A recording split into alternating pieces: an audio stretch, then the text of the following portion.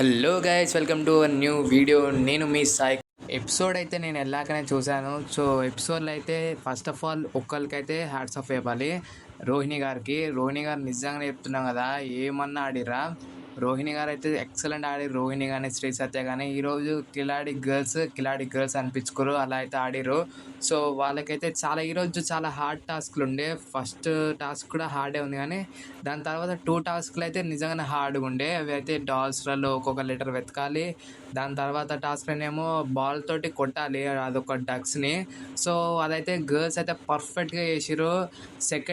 మా సెకండ్ టాస్క్లో అర్జున్ ఎడ్జ్ వరకు అయినా వచ్చి ఓడిపోయిండు, కానీ థర్డ్ టాస్క్లో మాత్రం చిత్తు ఓడిపోయారు బాయ్స్ మాత్రం.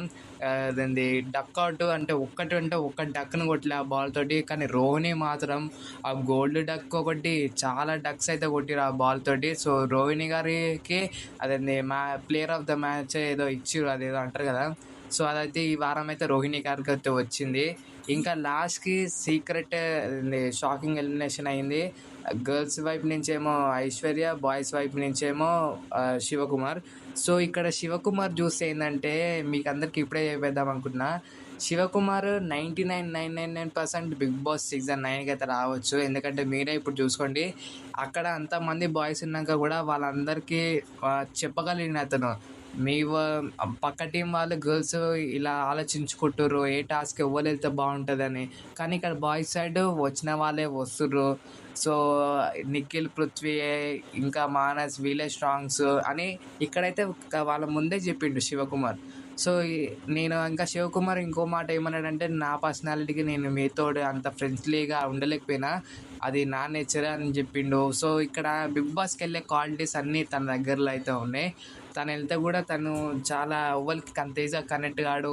సో అతని బిహేవియర్ ఎలా ఉంటుందని బిగ్ బాస్ వాళ్ళతో పంపించవచ్చు అతన్ని. ఇంకా తనకి కొంచెం లాంగ్వేజ్ ఇష్యూస్ కూడా ఉన్నాయి, తెలుగు సక్క రాదు. సో మళ్ళీ ఇతనైతే పంపించే అవకాశాలు కూడా చాలా హై ఉన్నాయి బిగ్ బాస్ 9 మాత్రం. అందుకే తనకైతే స్పెషల్ ఎపిసోడ్ నిన్న పడ్డది.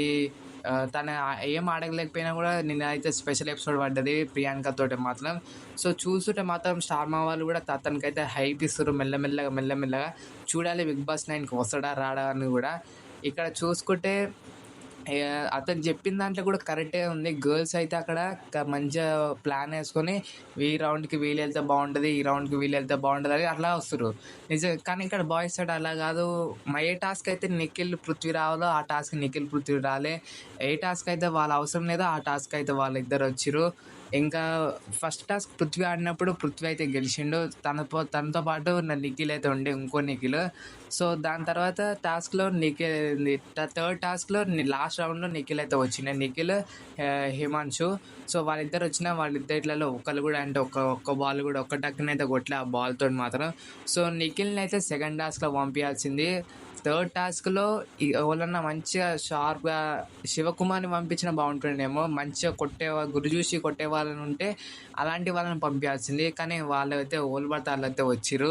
సో అందుకే వాళ్ళైతే వరుసగా టాస్క్లు అయితే ఓడిపోతారు. వరుసగా ఒక టాస్క్లు కూడా గెలవలే, ఒకటే వీక్ గెలిచిరు అనుకుంటా మొన్నటికెళ్ళి. సో ఇలా అయితే ఈ సీజన్లో బాయ్స్ అయితే ఓడిపోతారు. వాళ్ళైతే టాస్క్ పరంగా అయితే పోవాలి, ఏ టాస్క్ ఎవరైతే మంచిగా ఉంటారో అలా అయితే వెళ్తేనే బాగుంటుంది.